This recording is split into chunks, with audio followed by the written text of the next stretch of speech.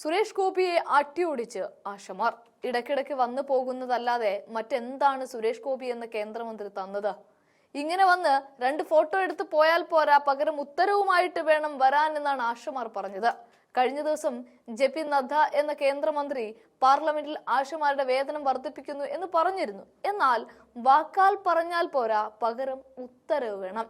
കൃത്യമായി ആശമാർ പറയുന്ന കാര്യം കേന്ദ്രം എല്ലാം ചെയ്തെന്ന് അടിക്കടി സമരപ്പന്തലിൽ വീമ്പു പറയുന്ന സുരേഷ് ഗോപി MP-ക്കെതിരെ സെക്രട്ടേറിയറ്റ് പടിക്കൽ സമരം ചെയ്യുന്ന ആശമാരാണ് ചില പരാമർശങ്ങൾ നടത്തുന്നത്. കേന്ദ്രത്തിൽ നിന്ന് പ്രഖ്യാപനം മാത്രം പോരാ, ഉത്തരവും വേണം. ഇതാണ് ആശമാർ പറയുന്നത്. അതുകൊണ്ട് തന്നെ സുരേഷ് ഗോപി ഇനി വരേണ്ടത് ഉത്തരവുമായിട്ടായിരിക്കണം, അല്ലാതെ വരണ്ട എന്ന്. അല്ലാതെ ഈ സുരേഷ് ഗോപി ഇങ്ങനെ അടിക്കടി വരുന്നത് യാതൊരു കാര്യവുമില്ല എന്നും സമരക്കാർ പറഞ്ഞു. ഇതിലും വലിയൊരു അടി സുരേഷ് ഗോപിക്ക് കിട്ടാനില്ല എന്ന് തന്നെ വേണം പറയാൻ. ആശമാർ സമരമിരിക്കുന്ന സമയം തൊട്ട് മഴയത്തടക്കം പോയി അവർക്ക് കുടയും റെയിൻകോട്ടൊക്കെ വാങ്ങി നൽകി വലിയ വായിൽ ഞാൻ എല്ലാം മോദിജിയോട് പറഞ്ഞിട്ടുണ്ട് എന്ന് പറഞ്ഞുകൊണ്ട് സുരേഷ് ഗോപി ആശമാരെ കയ്യിലെടുക്കാൻ ശ്രമിക്കുകയായിരുന്നു.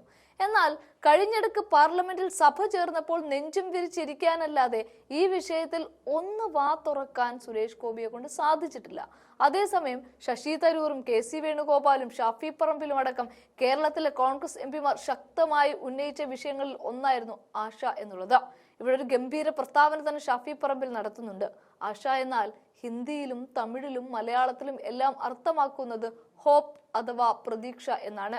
പക്ഷെ വെറും 232 രൂപക്ക് ഈ വിലക്കയറ്റ കാലത്ത് അവർക്ക് യാതൊന്നും തികയുന്നില്ല.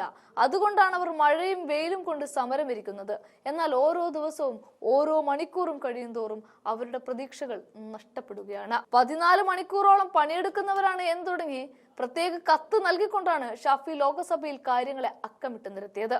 അതുകൊണ്ട് മാത്രമാണ് JP നദ്ദ തൊട്ടു പിറ്റേ ദിവസം വീണ്ടും ചേർന്ന പാർലമെന്റ് സമ്മേളനത്തിൽ ആശമാരുടെ വേതനം വർദ്ധിപ്പിക്കണം എന്ന് പറഞ്ഞത്.